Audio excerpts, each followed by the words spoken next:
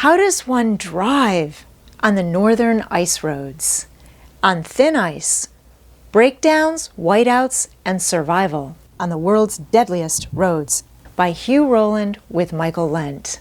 Prior to the ice roads, the northern First Nations would transport their supplies via dog sled. But big extraction companies such as the diamond mines, the gold mines, and oil rigs had to transport much heavier loads. Steel, concrete, fuel, explosives, and heavy machinery. It was too difficult or expensive to transport it via ship or by plane, so the less expensive option was to transport it via truck. But in order to do that, the ice on the rivers, the lakes, and the ocean had to be thick enough for the trucks to drive over. In the 1950s, self-educated John Dennison and his crew persistently kept at it by trial and error to figure out how to build these ice roads. They would break through the ice, the machinery would fall through, they'd haul it out, repair it over and over again. But eventually they were successful. These roads are built north of Yellowknife, Alberta, Canada, and they go about 325 miles north to the Arctic Circle. There are also ice roads in Alaska, Scandinavia, and Russia. Forming early in November, the ice is covered by snow, which is 90% air. They can drive trucks dragging chains over the snow, which breaks up the air pockets. And they use heavy machinery such as cats to smash down the snow to make it compact. They will also use plows to push the snow off to expose the ice to the wind. Taking about 2 months to build the ice roads, they won't be ready for trucks until January. At that point, they will begin with the ice being about 16 inches thick. That is enough to transport 25,000 pounds. Eventually, through the season, the ice will thicken and they will be able to transport 180,000 pounds. But the ice needs to be about 1 meter thick. Before traveling, the trucks are inspected and the loads are made sure to be properly tied down. Many of the loads are oversized and unbalanced. Around March, the ice is starting to melt and the trucks will be driving through a foot of water. No rookies allowed, and the veterans are often flown out because they can't make the return trip over the ice roads. Growing up poor, Hugh Rowland has been a hard worker ever since childhood. He gained a lot of work experience raising cattle, training horses, paving, blasting, excavating, and his gift of high energy, common sense, business sense, attention to detail, and get the job done attitude has made him one of the best ice truckers on the road. With his down-to-earth personality, he explains that drivers need to be able to drive for 18 hours and at the end unload frozen, snow-covered cargo.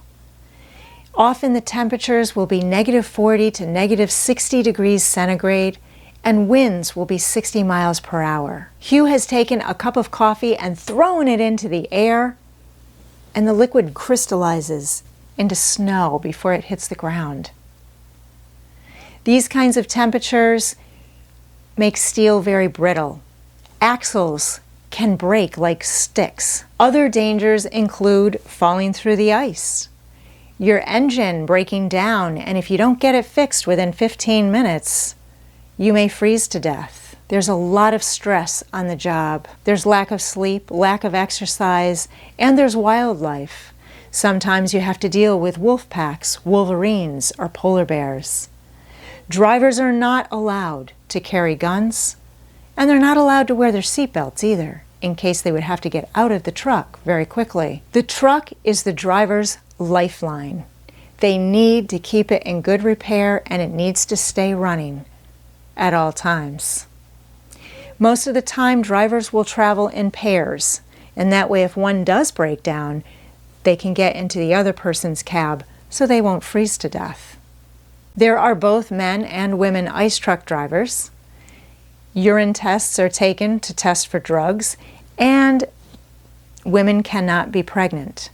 There are orientations that drivers have to go through now, but when Hugh started out, there weren't any. And it's important to note that there is no extra pay to transport hazardous material, and drivers are responsible for any damaged goods. Not knowing about ice roads, I was sitting on the edge of my seat reading through Hugh's experiences. He is a great storyteller and describes how to drive on the ice roads. Entering onto the ice at 5 miles per hour, the ice cracks, which is normal. It flexes and it forms a bowl around the truck. And it also displaces water and pushes it as an energy wave in front of it. Trucks have to keep a distance of half a mile apart so that one truck's wave doesn't interfere with the other truck's wave. Top speeds will be 20 miles per hour. If they're going 30 miles per hour and there's a weak spot in the ice, or they get too close to the other truck, or if they're going too fast and another truck is coming from the other direction, those waves will collide and form a volcanic eruption of ice into the air, causing a hole in the road. And hopefully a truck will not be sliding down into the hole. Another reason for the half-mile distance is because brakes don't work well on ice, and the other truck needs to be able to slow its speed down in order to stop. Hugh drives with his windows open so that he can hear the ice cracking. Once he moves over that ice, water will fill in the voids and it will refreeze, making the ice thicker. And that's what you want to happen. But if he hears thunder, that's a warning that there's going to be a problem. Hugh also packs his own food. He carries a set of weights in his truck, and he only requires 5 hours of sleep. Many other people, if they need 7 or 8 hours of sleep, that's okay, but they're not going to be able to get as many loads in as Hugh does. People will ask him, how do you keep from getting bored? Driving on the tundra with no trees and all you see is white, and you drive for hours. But Hugh has a very active mind, and he keeps his mind busy with mathematical calculations. He can be thinking about the movement of the water under the ice thickness, the weights of the loads, the weather, the temperatures, the wind speed. All of these play factors in the ice truck driving. Nowadays, computers will keep track of a lot of those numbers. But Hugh also thinks about what he's going to spend his money on and what kinds of projects he may work on in the summer. The future of ice roads is questionable. Due to climate change, the time period where the roads are open is now less than a month.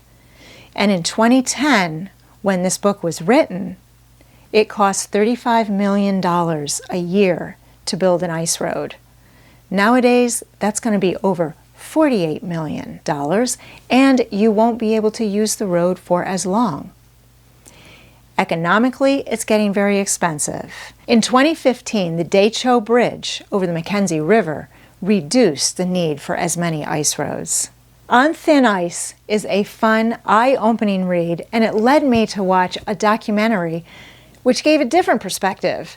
Traveling at night, where you only see the stars, hundreds of miles from civilization, along those white roads, and all you can see is a little distance in front of your truck. It really is amazing. You can also check out Ice Road Truckers, which was a TV show, and Hugh Rowland is one of the main characters on that show. Thanks for watching. Keep reading and have a great week.